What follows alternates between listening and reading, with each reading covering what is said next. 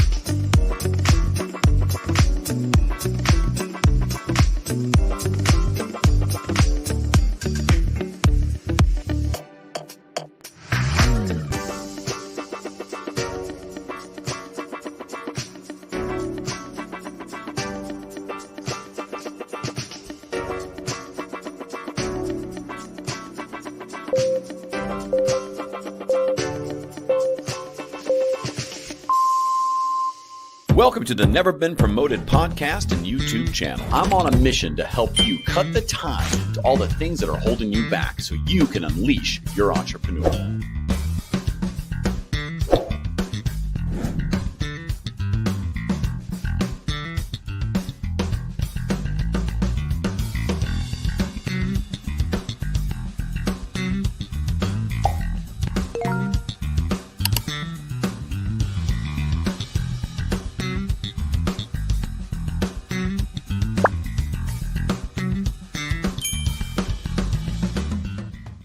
Welcome to another episode of Never Been Promoted. We're going live here today with Nancy Hassel. We're going to look into the pet industry and here's some entrepreneurial perspectives on how that industry is. It's rapidly growing. We're going to talk about how influencers influence.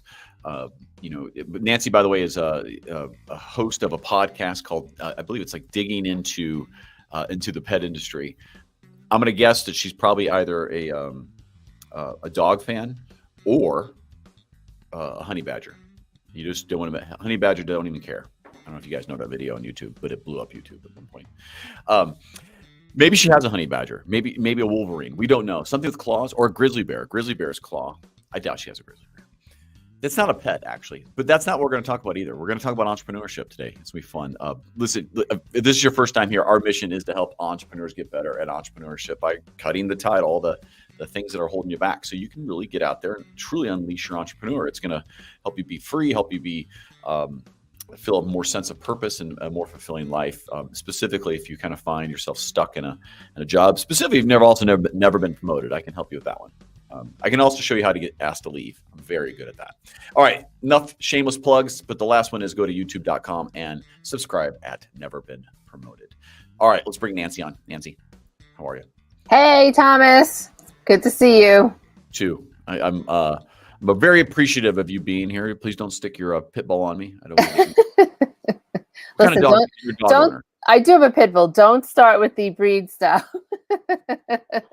All right, so I know it'll be very obvious in this conversation how little I know about the pet industry, because I have two cats that we strategically may want to let out of the house just so an owl can play with them. Stop it. Dogs can defend themselves. Cats can't. No, cats can, but not for an owl to take them. We had two other cats.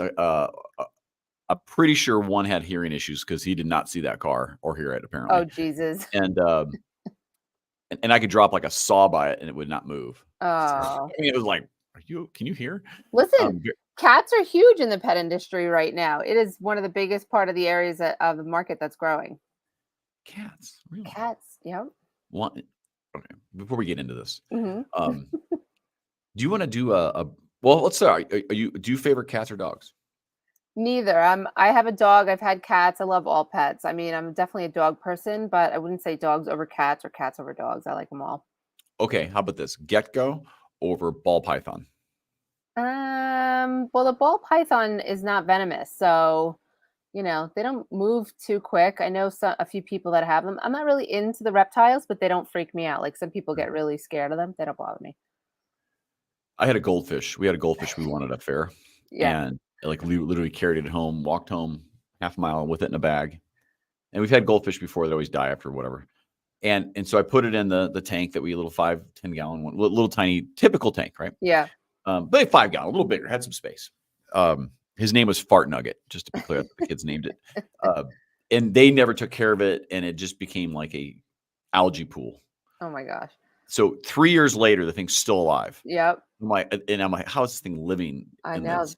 Those The one time I was goldfish. like, I'm gonna clean it, make it look good, killed it because the water, it liked that water, and then I put Yeah. clean water in that probably was so loaded with bleach and God knows what else we have, ended up killing it by cleaning it. Oh. I felt so bad. Yeah. That Then happens. my office didn't smell anymore like a cesspool of Well, there you algae. go. Those goldfish do live a long time. They have that in Brooklyn right now. They have that city sidewalk goldfish pond. I don't know if you've heard about that. No, There's a leaky fire hydrant, and somebody dumped fish in, and it has 24-hour guards. And there's like an aquarium now. It's the craziest thing. that sounds like something New York would do. Don't touch Right? it. Yeah. So Next, funny. mafia's owning it. They can't like you look at it, you got to pay $5 to take a picture of Right. the gold. Oh my god. You need protection. They need protection. All right. Nancy, you want to do you want to go Yeah. back, you want to set up what you do today and go back in time far enough to make sense to kind of, set up your kind of journey story a bit. Yeah, sure. So I run American Pet Professionals, which is a business networking and multimedia organization for anybody in the pet industry. So we focus on overarching. So we have veterinarians, we have retailers, pet product manufacturers, dog walkers, pet sitters. And I started back in February of 2009 because I wanted to unite the industry, help people that were coming into the industry, understand the industry, grow, learn, expand their business. And we were originally Long Island Pet Professionals. We rebranded in 2013 and to American Pet Professionals, and we're celebrating 15 plus years in business this year. So it's been a lot of fun and a lot of work. I bet. Um, it's a huge, I mean, like in 16 years, how much has the industry grown, the Oh pet my industry? gosh. So when I first started out, I would go to like networking events as a pet professional. And I would be talking to all the people in the room, like the lawyers, all the people, and they would say, "What do you mean pet professional?" They had no idea what I was talking about. I'm like, "Well, do you have a dog?" "Yes." "Do you go to the veterinarian?" "That's a pet professional." "Oh." And then at the time, this is like 2008-ish, before we launched, I would say, the pet industry is a $40 billion a year industry. And then inevitably the lawyer, the banker, the accountant, everybody would be handing me their card. What did you say, billion with a B? I'm like, yes. And now we're at 147 billion as of 2023, so it'll be higher this year. So we always get the numbers at Global Pet Expo down in Florida in March of 2025. So we'll get the actual official numbers for the US. Overall, globally, it's 300 billion plus. So it's really a Oh, that's just US. Yeah. Oh, wow. ginormous industry. Yeah. So at the conference, is it a pet friendly event? It is for B2B. So it's really your pet has to be allowed. It's not for any pet parent just to come, but they have a lot of pet influencers that go to the conference now. So it's quite interesting to see how that wasn't a case, a few years ago, but now it is. Well, in this industry, right? So you've built your company. Do you want to talk a little bit about your journey of building Yeah. and how you would label your company? So it's a lot of things, but it's something. Are you consultancy? Are you more community? Like, what's the is average? Like, how do you label your company? And tell me about maybe the evolution of that a bit, so we can get a little learnings from what you. Yeah, absolutely. So, when I first was starting out, I'll start with myself, makes it a little bit easier. There wasn't a lot of places to go to, you could read about the pet industry and all the pet trade magazines, which I was doing for many years prior. But to learn about the pet industry and have that camaraderie of working together, one thing that I never liked in the pet industry is competition. If you had let's say, pet store, and you thought the pet store 5 miles away was a competition, I was always was of the mindset, and still am, if we work together, you're going to build your businesses together instead of viewing each other as competition. And so that was one thing that I wanted to do. And I was also always meeting a lot of people that were wanting to know about the pet industry. And It is kind of funny how we started. I'll give you a quick synopsis. I was speaking at an entrepreneurial event of how to get your business in the news because I have a public relations background. And I happened to be sitting next to the only veterinarian. I think there was like 60 people at the event. And she asked me, are there any pet professional organizations locally here on Long Island? I said, well, there's a veterinary one. That might be, something for you to be interested in. And after the event, or as I was sitting at the event, I was looking around thinking, I can host a networking event like this. And she was also the third person that asked me in 3 weeks or 2 weeks about a pet professional organization locally. And I was like, huh. And that kind of spawned the idea of all these people asking me. I'm like, well, why don't I host it? And we hosted our very first one, February 2009, and it was the middle of Long Island, the middle of the winter. We had people from 3 different states attend that event. Wow. All 5 boroughs of New York City and from all over Long Island. And I was like, "Oh my God," I called a friend. I'm Right. like, "You have And I to think come people help me." perspective, people don't leave their boroughs typically. Right. People on Long So, Island don't like to go like 20 little on their minutes. street, little. Yeah, they don't like to go 20 minutes away. I drive everywhere. So I was like, when people were registering to come, or, emailing me, and of course, because I had a public relations background, I sent out a press release about it. So we initially got a lot of press. We've had, reporters come to all of our holiday events, which we bring food for some of the local pet pantries and stuff like that. So all that just kind of started to snowball. And by the third event, people were like, how do I join? Because I had a little Facebook group way back when, before they are what they are now. And I was like, I guess I need a website, So I kind of like, it just kind of started. It wasn't like I had a business plan, and sat down with all these people. I had dabbled in the pet industry for years prior, thought I wanted to do retail, decided I did not want to do that. I loved it. I still love retail, but I didn't want my own store. So it was really interesting. So, we just started by providing education, and that was my main goal. So every month we had a different networking event at a different location, and we had a different guest speaker that was either trending, something that people needed to know to help grow their business. And we've done that ever since. We've had events in many different states across the country over the years. The last few years, we've done online events like everybody else. We were doing Zoom events like a couple of years before the pandemic, so that wasn't really anything new to us. And we've had members from all over the country. So our main goal is really to provide education, provide connections. We host a mastermind event every month, a webinar every month, networking every month. We do a lot to make sure that if somebody is starting out, or even if they've been in the industry for a bit and they're feeling like they need that support, they can Yeah. reach out to me. They can reach out to our hundreds of members, people that they've met. It's really just a really wonderful community of people that, the end goal is to have it be amazing for pets and pet parents, right? Whether it's a pet product, a pet service. And the main goal for us is for the pets to have a better, healthier life. And so it all trickles down to the pets. That's what happens, right? So we have a lot of fun. And I've also have a TV background. So I worked as a producer for 10 plus years. So I always love video and all that stuff, social media, getting people together that way. And I mean, that's a great start. Like you get that indicator that people care. People, I mean, but sometimes I see what people do with pets. I'm like, you don't even do that for your kids. Like, I mean, it's like, It's true. anyway, Or themselves. Yeah. or themselves for sure. Like, Yeah. like you get your dog cut like once a week. You haven't got a haircut in months. Like, Right. anyway, humor. But along the way, what was kind of one of the more difficult things you had to overcome? Um, I think really just getting people to understand what we do in the beginning, because the people that joined, we still have members from like that very first event, literally from the first event that we had. But I think it's just overcoming the struggles that any pet business owner or any business owner has to come. You learn about things that you didn't anticipate, right? I always tell my members, if they're having, a tough time, if there's a bump in the road, it's a bump in the road. And then each time a bump in the road comes, you'll know how to handle it. You'll be a little more prepared for it. Even if you don't expect it, you'll know how to deal with it. So I think for anybody running a business, it's like a roller coaster. Some things come at you that you're just, really not prepared for.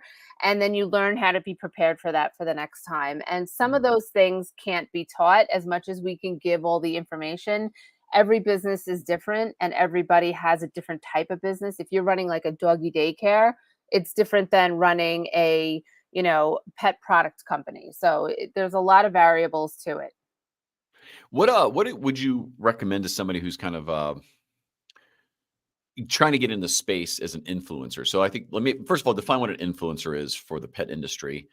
You said I think off camera you were saying something like there's more and more of these going on. So define what it is and just Yeah. talk about that a bit because I'm curious. Like, is it real? Is it not? Like, is it effective? Like, I hear influencer. I just think someone who didn't want to get a job, Well, which is that fine. I'm yeah, okay with weird jobs, but that's what I hear first in my head. I'm like, all right. right, are you really an influencer now? I But tell me think, about this market. it really depends, right? So you can be a person that's an influencer, right? Maybe you're well versed in the pet industry and pet products, and you've been doing these different things for your dogs and you've been learning over the years, and you could talk about, all of the things that you use for your dog, whether it's a product or training or what has worked. You're going to influence people by putting your information out there.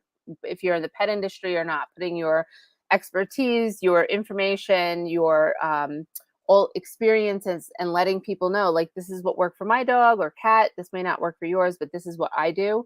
So you could be an influencer as a person. You could have a pet influencer, right?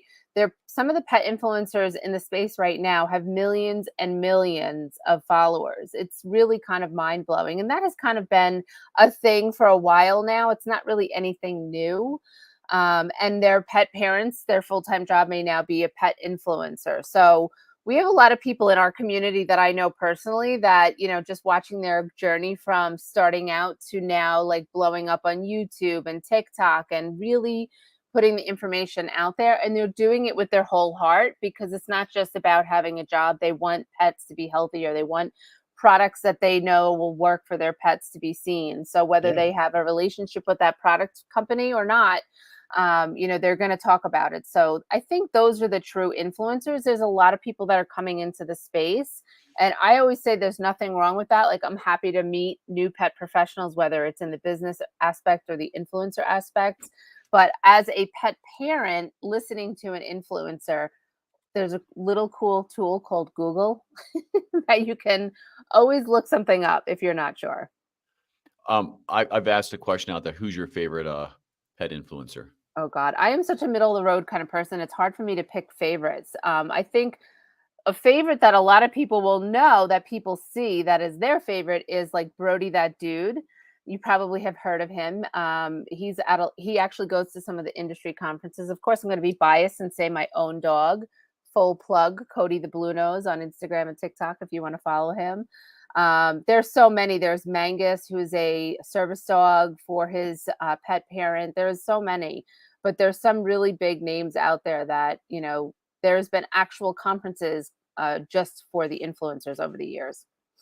I mean, it's a huge industry. I mean, how could you not? If Yeah. I had a pet, I would probably be a different kind of pet influencer. I'd be like, here's why you don't buy a cat.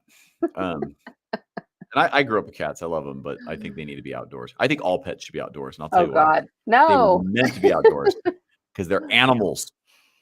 There are some No. humans that should be outdoors, just to be fair. I don't want to discriminate. You are Here's why I funny. don't want to be a dog owner, and I think dogs are cute and nice. I'm always like, oh yeah, boo boo, no, go away. Like, right. So in my neighborhood specifically, this is my reference. First of all, everyone claims they will go pick up poop. Mhm. I know for a fact no one in this house would go do it but me, and I don't Um, want to, but I'll do it because it's you got to do the right well, things, and listen, if you don't want to do it, you can hire a poop picker upper. There's one in every neighborhood that will come to your yard and pick up the poop. it's not even, it's like when you walk them. And Right. what I see are these other, I'm 48. I see these guys 10 years north of me, and it's just the dudes walking the endless dogs that they've acquired through the years. And all they have are they're just cleaning up, catching poo, and I can't stand the smell. So I'm like, that's me if I do it. If I cave in, Listen, they I have poop scented bags now, or lavender scented poop bags now. like you're So solving problems. I just want to complain, damn it. Can I vent? you can vent all you want, but I'm going to I'm come venting back for to a you. problem I don't even have, which is funny. But this is why uh, you know, this is where I'm kind of like, this is why I don't do it. Now, give me 10 acres, I'll throw a German Shepherd out there and say, run free, poo poo. I call him poo poo, I think, or poo foo. I don't know. Anyway, the idea being is, I think having a pet is a fantastic, thing for kids and life and stuff. But it is work, as I was leading to there. Yeah. Um, where do you see in that trend? Like, do you see there's a lot more pet owners, but are people getting better Mm. at being a pet owner? or is it getting worse? I think they are getting better because there is a lot of information out there. I do think that if you are a pet business owner, education for your pet customers is so important and it'll help you lead and stand out in if you have a store, a business, or whatever.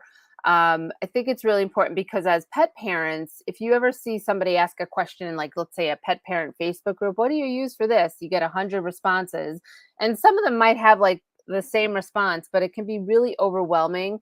Like, okay, wow, that was a lot of information. Then you still have to do your research and figure out what is going to be the best for your pet, whatever it is that you're looking for.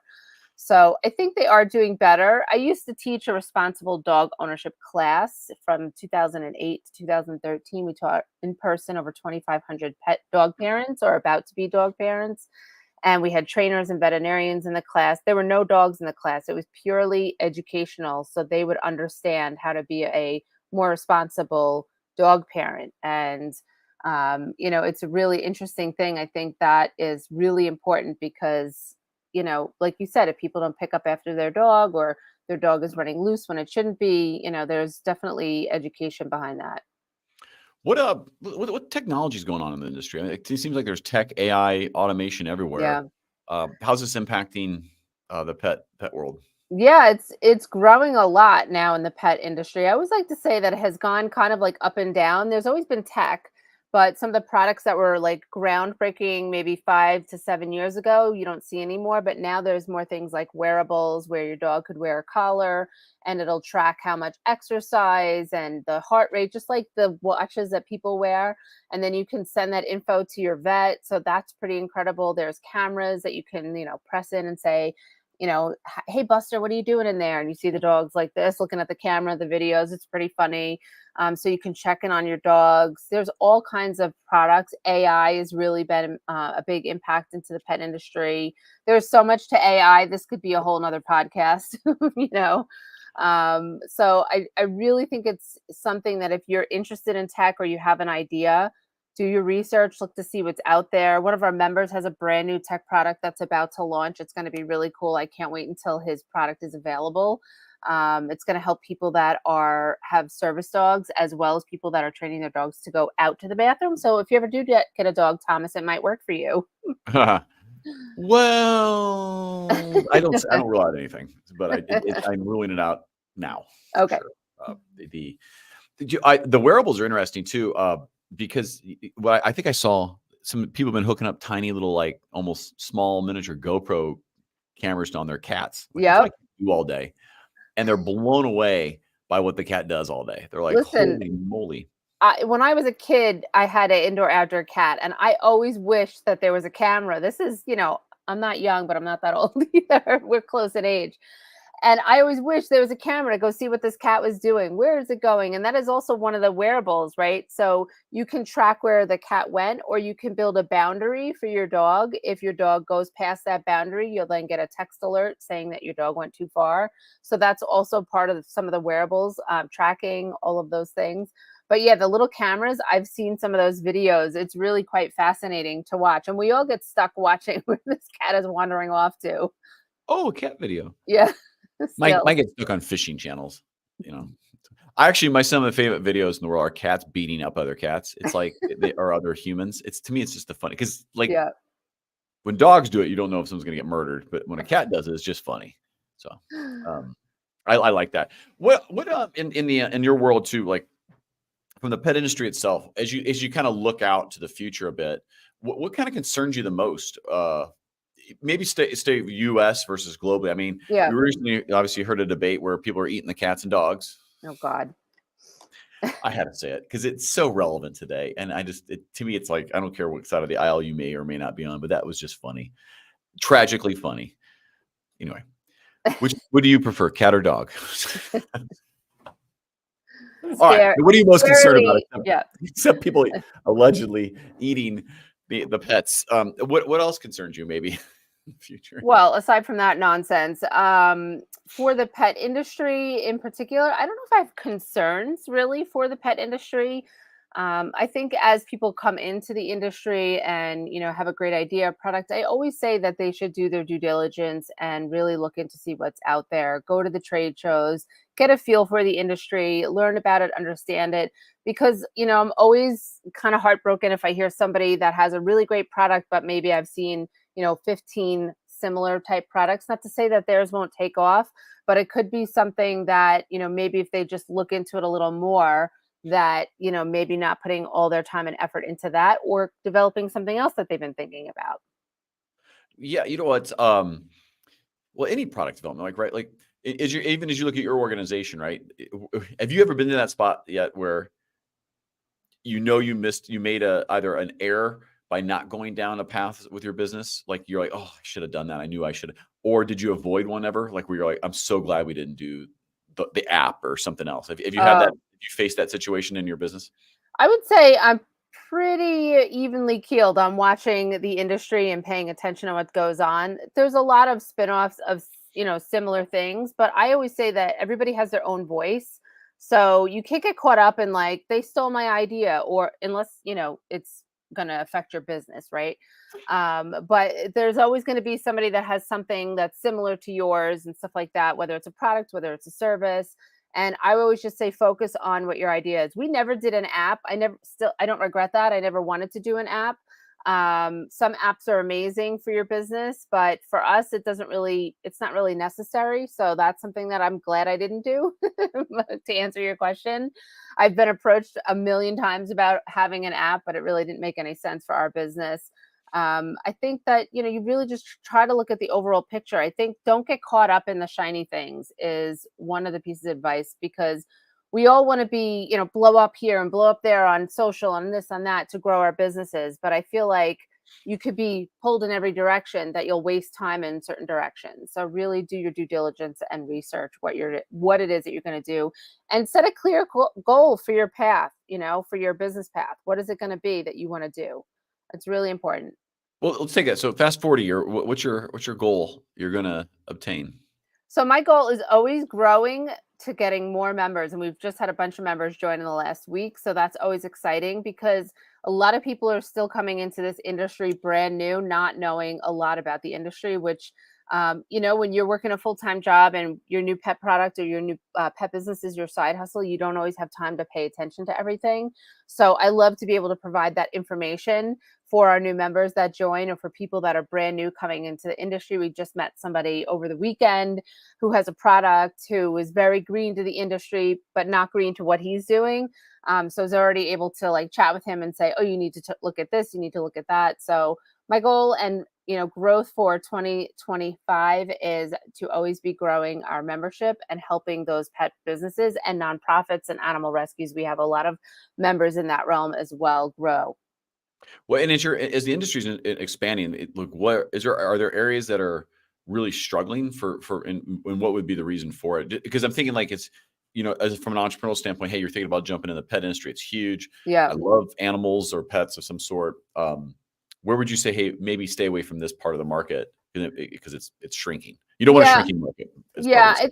there's an area in the industry. I wrote an article in, I think, June of this year, about retail stores that have been struggling in the last year and a half, right?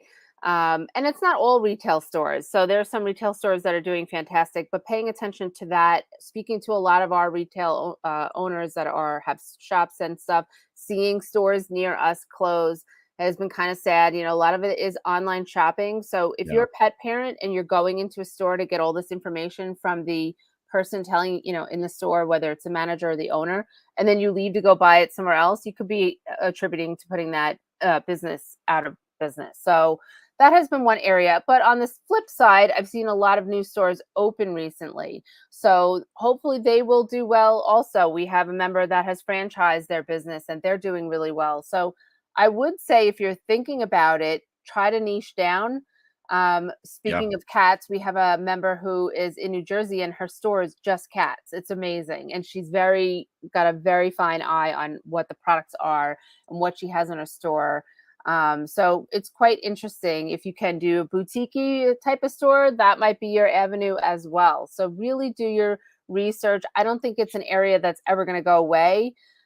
anything like that. I just think that, it could be an area that if you're thinking of opening a store in the next 6 months to a year, you might have some hurdles to get over to get people into your store. Yeah, I was recently on a TV show called The Blocks. It's an entrepreneurial reality show, and without saying the results, one of the people who did really, really well was her name's Erin. She lives in tiny little, like, whatever, in Texas, and it's a pet grooming business. It does a Yeah. couple million a year or something like that in pet grooming, and I'm Yeah. like, you know, why do I get online and do podcasts every day when I can hire some people who love to trim and do dogs? Like, maybe I Yeah. should. But the services side, because if you Hmm. can add the human element of, Yes. hey, you personally feel good, the dog's treated well, and you have fun with it, Hmm. and that becomes a much better, I think, brick and mortar type business, because that Yeah. doesn't go away. Because even when you have pandemic type of things, you can throw a mask on and drop off, Yeah. Pookie, Pookie the growler. You're Uh, so right. The services area is a very right, big part of having a successful retail store. If you can have grooming, if you can have self-bathing, for your dogs, bring your dog, where the owners bring the dog in and give them a bath and they don't have to clean anything up. That's a really great, convenient area. There's, stores that are adding services and something that will help the pet parents. Hosting events. We have a pet events newsletter we've been sending out for 15 plus years. It's such a big deal to host an event and keep hosting and keep doing something different and fun to get those people to come into your store. I think that is a game changer because I know personally when people have events, I watch more people learn about. I go to stores because I'm like, oh, they're having a cool event. Let me go to that. right. Right. What And it's also, here's a card. You ever joined? Um, I see what you're doing there. The business that just popped in my mind Hmm. is like an indoor swimming pool for dogs. Hmm. Because I don't think dogs fight nearly as much when they're swimming. They can't. They're like, Boy, you have we have to get you around some happy-go-lucky friendly dogs. I only notice dogs when they're about to kill each other. That's why I'm Oh, like, see, stop. see, see, confirming. Um, Little dogs are the ones you got to worry about, not the big ones. The big ones sit there until you really, really, really, really have made them mad, and then they still just growl. So, but think about that. Imagine if you had a little business where it's an old pool. Yeah. Like, we have a dog swimming pool, only dogs allowed, Yeah, and they just there are businesses that have that. They that have sounds multiple awesome. there's even businesses that are now dog parks and bars, which has kind of taken over in a lot of areas of the country. We still don't have one here where I am on Long Island, but I'd be nervous to go to that. I think if it could fit for everybody, but I'm like, who's paying attention? I don't want my dog, so far away, but a lot of people love it and they do really well. So, the way to come up with there's also like cat cafes where you can go get a cup of coffee and hang out with the cats. There's also dog cafes where you Mm, can go get some food and then you go in and hang out in the dog area. You could bring your computer and type, you could bring your dog with you. So, making the world a little bit more pet friendly responsibly, I always say, is a lot of fun. So there's so many different ways that you can open a business that is brick and mortar that might not necessarily just be retail. right. I heard Michael Vick's opening one here in Atlanta. Oh, don't even start. Too soon? Still too soon? Okay. Yep. You guys Always. know Michael Vick, Atlanta Falcons quarterback, very successful quarterback, decided to have a illegal dog fighting ring, and I believe went to jail for several years for tax evasion, because that's how they get him. Mm, I think it was only like a misdemeanor fine for the dog side, but which the is tax evasion side, they ridiculous. stuck it to him for like 10 years or 5 years or some kind of crazy number. Anyway, too soon. Okay. You see where my humor goes. This I is see. this is just You should be a New Yorker, really. right. I'm trying to just relate to, you're like, this is who I don't want to talk to him. He's like everyone else in New York, just like, oh my God, blah blah. Your industry, by the way, is phenomenally, to me, it's crazy, because I think the baby industry is like 100 million. 100 million. No, but globally. Now, let's expand this. You're typically, your organization is focused on US Hmm. members. Yes. Do you have any plans for excuse me, for global domination on this one? So we have had members from around the world that were either had, offices in different countries, and then they had offices here. So, they just said that they were here in the States, but we've had people from around the world. I'm not renewing or rebranding, I should say, my business name from American Pet Professionals to International Pet Professionals. I think, we globally, we use LinkedIn. I do speak with a lot of people from around the world on a pretty regular basis. We meet a lot of people at the trade shows from different areas. So that's always a really great way to gauge. There's also a lot of different industry events in different areas of the world that are pretty amazing to go to. So it's definitely a global, industry. And it's fun to see countries that maybe weren't as pet business related now becoming pet business related and realizing that there is something for them. So I love to see that as well. Yeah. There's a question today I should have asked you, but did not. What was that question? Oh, for me? Mhm.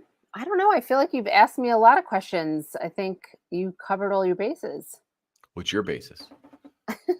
It's not my basis. Those are your bases. Right. Well, what I say is like if you had to do it all over again, what's the one thing Mhm. you would not have done in your journey? Hmm. Hmm. I don't know. I don't think there is something that I would not have done. I used to do public relations for the pet industry, so I had clients alongside growing this business, which was really great because I was a PR person for 2 years. I worked for a company where I got my degree, and I did that until 2018, and then I decided I no longer wanted to do that. So, um, I have fantastic clients, but I'm glad that I stopped that because it was a lot of work. So Yeah. if anybody's looking to hire a PR person, you wonder why they charge so much. It's a lot of work. To So be good. to get people, what they're asking, what they're hiring you for, and they should have proof of work and they should have referrals and all the things. But I would say that's probably the one thing that I'm glad I don't do anymore. I loved Yeah. doing it probably more than I should have, but it's sometimes you have to figure out what your next path is, and moving forward without doing that was really what was I was focused on. I really just wanted to focus fully on American pet professionals. I appreciate that. Thank you, by the way. Uh, Shameless plug time for you. Don't go away, anyone listening. This is who's gonna get who should go where and why. Yeah, so if they want to learn more about all the things that we offer, you can go to americanpetprofessionals.com. There's a lot of information on there. We have a lot of free information on there as well. If you want to read our blog, there's a lot of stuff on there that you might learn something. We also have a podcast that you mentioned earlier, digging into the pet industry for a dog, not a Wolverine, that you said earlier. And if you want to follow us at American Pet Pros, we are at. Awesome. That's fantastic.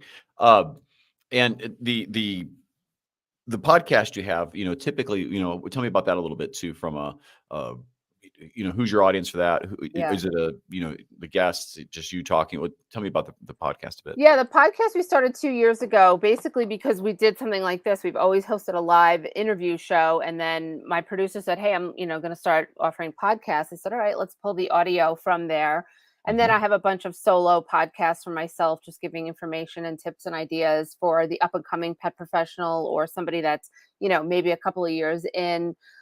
So I have a lot of fun on the show, really digging into what their background was. And the best part of it is that learning about, what people were originally starting doing, what their corporate job was. They always had a dog or a cat or two cats, and then what they wanted to do. And so we really just dig in and interview and ask all the questions and pull out some advice. And I think it's inspiring. Everybody has their own story of how they got into the industry, what they want to do, kind of like what you do here, asking all your guests. So it's a lot of fun. I feel like you're just scratching the surface. There you go. You got to groom your guests as well The to pet make sure puns that are endless. right. You got to comb through the thick of it. Yeah. Got to get those burrs out and ticks. Thank you, Nancy, for coming on today. I Thank appreciate you it. so much for having me. This was a lot of fun. I appreciate it. I'm going to put you in the periwinkle room. No snacks. I'll be right back. But All thank right. you. Thank you. Appreciate it. And for everyone who made it here today, thank you so much for listening to Nancy's story and her journey. Very cool organization. Definitely check them out here at AmericanPetProfessionals.com. I appreciate everyone who's listened. I hope you learned one thing today about the industry, and maybe one thing that you're like, hey, I guess I could do that. I've gotten over some kind of hurdle. I've cut a tie to something to help me be better at entrepreneurship. So that's our goal. That's our mission. And until we meet again, I want you to get out there and go unleash your entrepreneur. Thanks for listening.